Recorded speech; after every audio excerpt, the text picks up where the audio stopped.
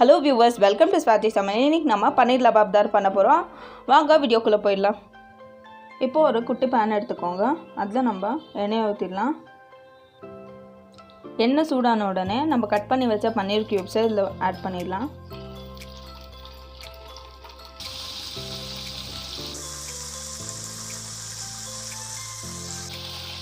இப்போ பன்னீரெல்லாம் நல்லா ஃப்ரை ஆகட்டும். அது வரைக்கும் நம்ம வெயிட் பண்ணலாம்.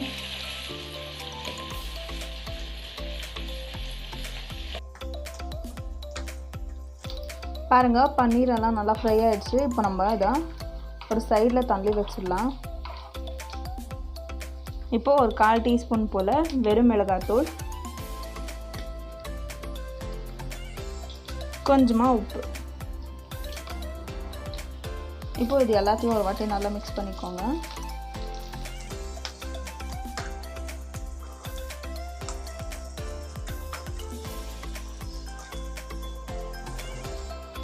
பாருங்கள், நம்ம பன்னீரெல்லாம் நீட்டாக ஃப்ரை பண்ணிட்டோம். இப்போ நம்ம ஸ்டவ் ஆஃப் பண்ணிவிட்டு இது சைடில் எடுத்து வச்சிடலாம்.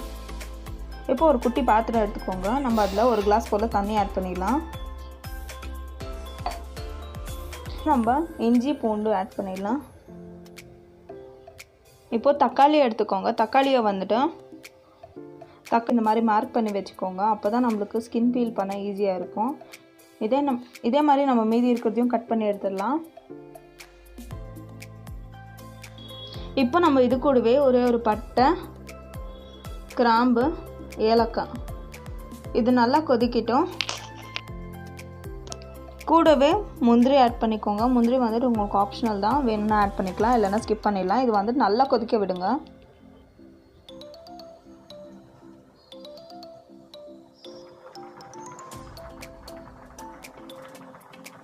பாருங்கள், தக்காளி எல்லாம் நல்லா வெந்திருக்கு. இப்போ நம்ம ஸ்டவ் ஆஃப் பண்ணிவிட்டு இது ஃபில்டர் பண்ணி வச்சிடலாம். இது ஆறட்டும், ஆற விட்டுடலாம். இந்த தண்ணியை வந்துட்டு தூக்கி போடாதீங்க. தண்ணி வந்துட்டு நம்மளுக்கு யூஸ் ஆகும். பாருங்கள், லைட்டாக ஆறி இருக்குது. இப்போ நம்ம மேலே இருக்கிற அந்த தோலை உரித்து எடுத்துடலாம். இது வந்துட்டு லைட்டாக சூடாக இருக்கும்போதே தோலெல்லாம் உரித்து வச்சுடுங்க.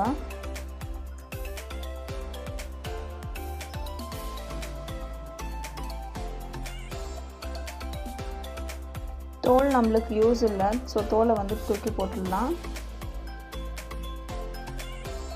பாருங்கள், தோலெல்லாம் நீட்டாக உரித்து எடுத்துட்டோம். இப்போ நம்ம இதை அரைச்சி எடுத்துடலாம். பாருங்கள், நம்ம நல்லா ஃபைன் பேஸ்ட்டாக அரைச்சி எடுத்துட்டோம். இப்போ ஒரு கடாய் எடுத்துக்கோங்க. கடாயில் நம்ம எண்ணெய் ஊற்றிடலாம்.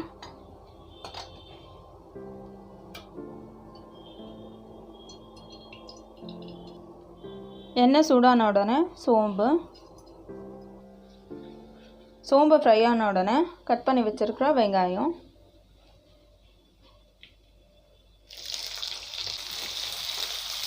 வெங்காயத்தை நல்லா ஃப்ரை பண்ணிக்கோங்க.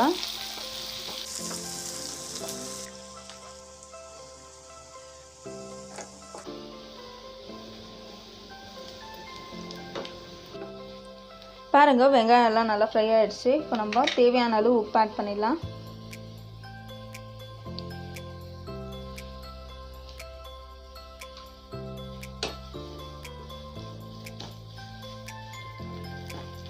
இப்போ நம்ம 1 டேபிள் ஸ்பூன் போல் வெறும் மிளகாத்தூள் ஆட் பண்ணிடலாம். இதை வந்துட்டு ஒரு வாட்டி நல்லா மிக்ஸ் பண்ணிக்கோங்க.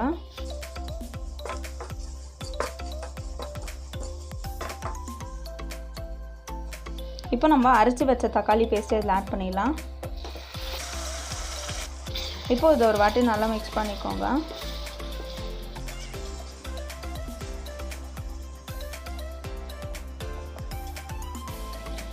இப்போ நம்ம ஃபில்டர் பண்ணி வச்சுருந்தோம், கொதித்து ஃபில்டர் பண்ணி வச்சுருந்தோம், அந்த தண்ணி ஆட் பண்ணிடலாம். இப்போ இதை ஒரு வாட்டி நல்லா மிக்ஸ் பண்ணிக்கோங்க. இதை வந்துட்டு 5 மினிட்ஸ் போல் டிப் க்ளோஸ் பண்ணி வேக விட்டுருங்க.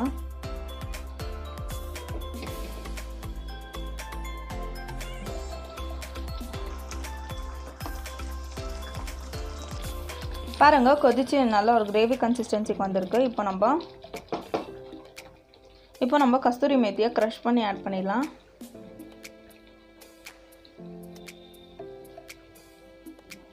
இப்போ இது ஒரு வாட்டி நல்லா மிக்ஸ் பண்ணிக்கோங்க.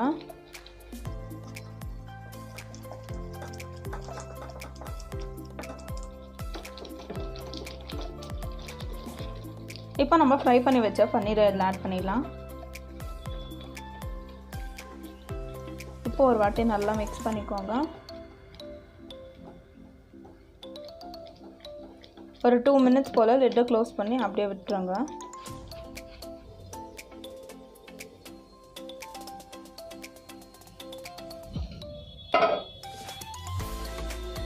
பாருங்கள் எல்லாமே நல்லா வெந்திருக்கு. இப்போ நம்ம ஸ்டவ் ஆஃப் பண்ணிவிட்டு இது சர்வ் பண்ணிடலாம்.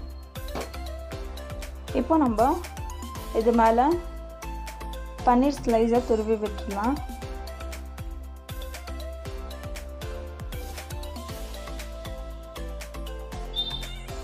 இப்போ நம்ம ஃப்ரை பண்ணி வச்ச ஆனியன்ஸ் இதில் ஆட் பண்ணிடலாம்.